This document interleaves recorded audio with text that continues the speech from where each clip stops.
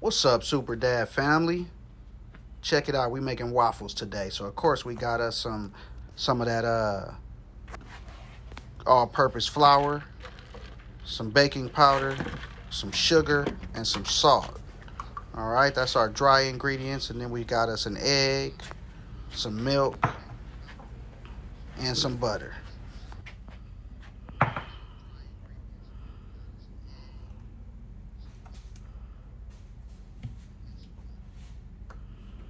All right, we also got us some ground cinnamon. We're gonna make these cinnamon waffles. You see, I had to remove that sponge, cleaned off my countertop and left it there.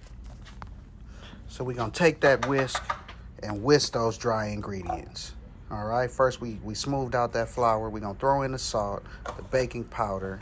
All right, make sure you get every drop of it in there because every drop of it counts. All right, everything has a purpose. All right, and we threw that sugar on in there. We're gonna make it right. We're gonna smash it up because I had some lumps in that sugar. All right, get it real nice and smooth. Then we're gonna move on to them wet ingredients. All right, and once we complete those wet ingredients, we 50% of the way there. All right, here we go. We're gonna crack that egg. We're gonna splash in that milk. That's 1 cup of whole milk right there. All right, so we're gonna scramble that egg or beat that egg first, whatever you wanna call it. Then we're gonna throw that milk in there. There's the milk. The butter's next, because that butter make it better. All right, so we pour it in about maybe 3 tablespoons of butter, probably about 6 tablespoons in the cup. We're gonna play it by ear and add a little bit more once the two wet and dry ingredients are combined, just to flavor up the entire mix. We like our food flavorful on every level over here.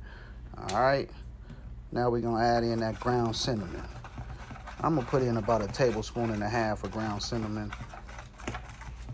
All right, take a look at that. Get that a mix. If your mix turns brown, you got too much cinnamon in there, unless you just love cinnamon like that. Cinnamon's a nice flavor, but too much of anything is bad for you. That's what I was taught. All right, so let's go ahead and get these combined. All right, so what we're gonna do, we're gonna take this whisk, this nice rubber whisk. You know, these nice new tools are nice to have and use, but sometimes you just gotta go old school on them just to get it right. All right, so while I'm mixing this, I'm thinking like, it's some stuck to the walls. So I gotta go old school. I'm gonna go on ahead and get me a fork and do it like it should be done. All right, scrape all that from all that stuck to the corners and the walls and everything. Let's scrape all that off, get it back in the mix. Then we can go on back to that new school tool. All right, want to make sure none of that is stuck.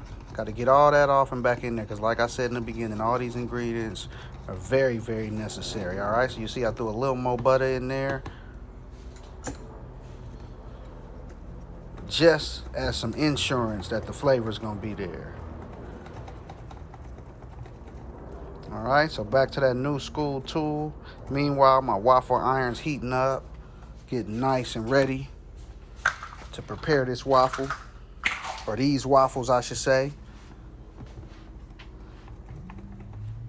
And mine looked a little bit too loose, so I went on ahead and added me about a 1/2 tablespoon of more flour just to tighten it up. You know, that butter might have made it a little bit too loose, and throwing this on that waffle iron, you got to have the right consistency, or else your waffles aren't going to come out right. And here's a tip: you can make pancakes with this same recipe, except of course, obviously, you're going to need a skillet or a flat grill, and add you a little vanilla extract if you're making pancakes. That'll make them a little bit more flavorful.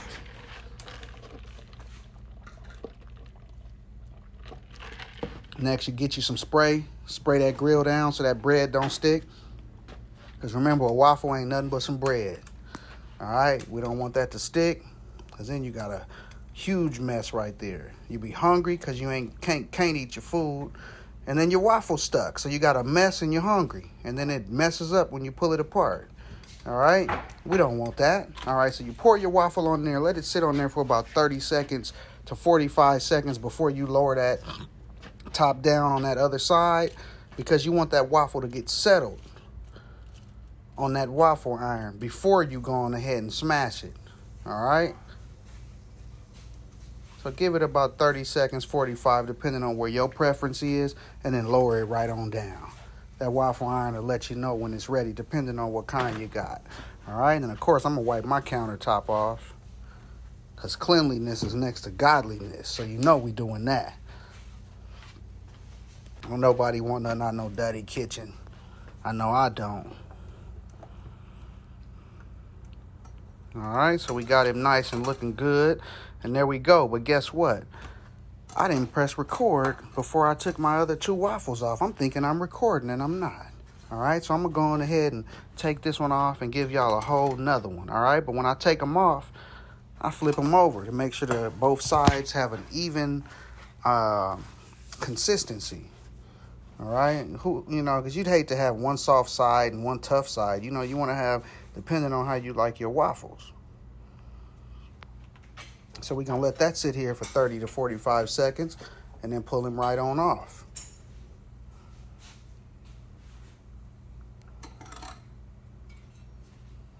All right. And then once we take this one off, we're going to give you another one just on the strength, because you didn't see how that other one went down. All right, so we're going to give it right from the beginning. We're going to spray it down, and we're going to pour that waffle mix right in that, right on that waffle iron. All right, you don't want to pour too much, because if you do, it's going to make a mess when you close it. All right, so like I said, let that sit 30, 45 seconds, a minute, depending on how you like it. Close it down. Let it cook to that waffle iron tell you it's time.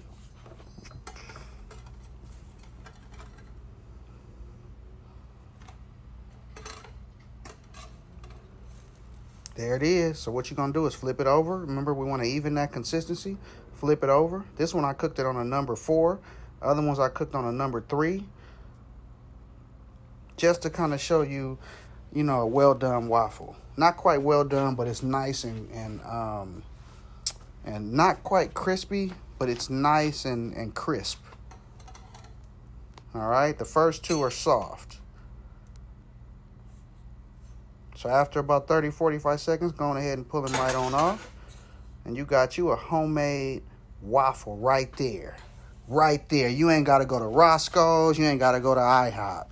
Do it right on at the house. So there it is.